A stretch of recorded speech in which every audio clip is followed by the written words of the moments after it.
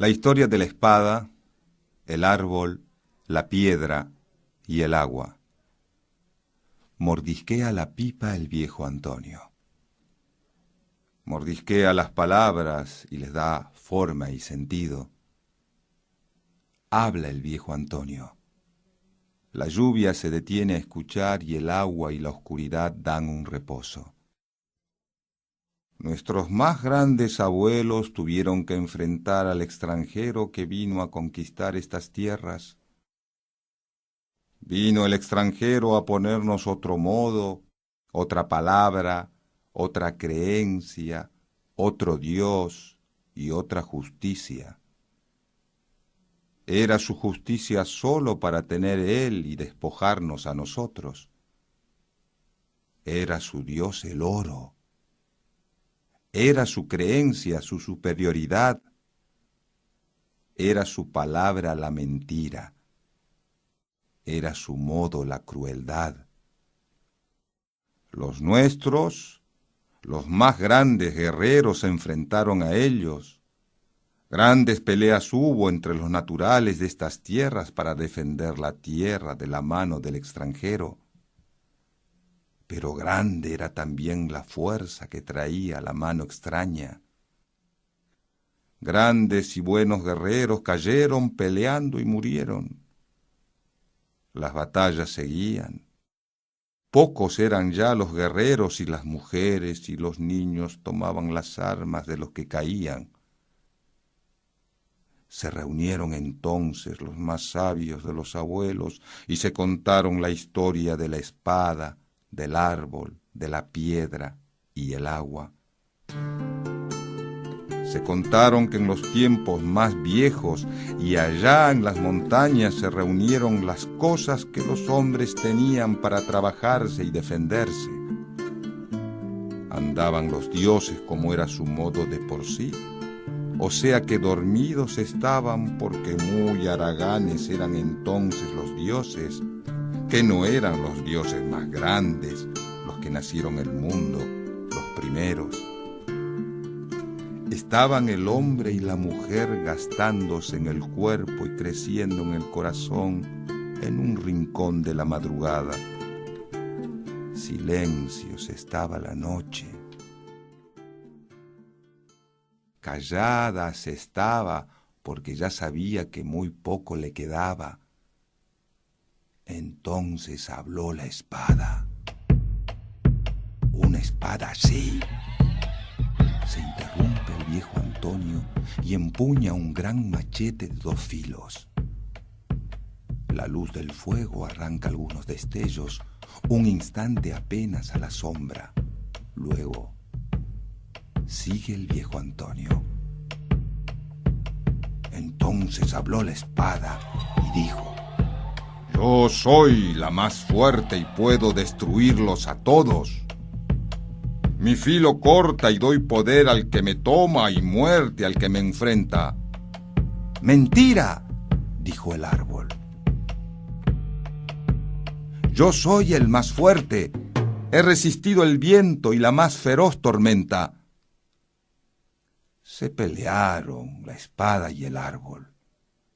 Fuerte y duro se puso el árbol y enfrentó a la espada. La espada golpeó y golpeó hasta que fue cortando el tronco y derribó al árbol. Yo soy más fuerte, volvió a decir la espada. Mentira, dijo la piedra. Yo soy más fuerte porque soy dura y antigua, soy pesada y llena.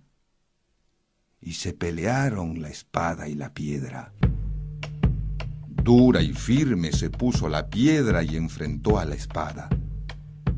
La espada golpeó y no pudo destruir a la piedra, pero la partió en muchos pedazos. La espada quedó sin filo y la piedra muy pedaceada. Es un empate, dijeron la espada y la piedra y se lloraron las dos de lo inútil de su pelea. Mientras estaba el agua del arroyo nomás mirando la pelea y nada decía. la miró la espada y dijo: Tú eres la más débil de todos. Nada puedes hacer a nadie. Yo soy más fuerte que tú. Y se lanzó la espada con grande fuerza contra el agua del arroyo. Un gran escándalo y un ruidero se hizo, se espantaron los peces y el agua no resistió el golpe de la espada. Poco a poco, sin decir nada, el agua volvió a tomar su forma, a envolver la espada y a seguir su camino al río que la llevaría al agua grande que hicieron los dioses para curarse la sed que les daba. Pasó el tiempo y la espada en el agua se empezó a hacer vieja y oxidada. Perdió el filo y los pescados se le acercaban sin miedo y se burlaban de ella. Con pena se retiró la espada del agua del arroyo. Sin filo ya y derrotada se quejó.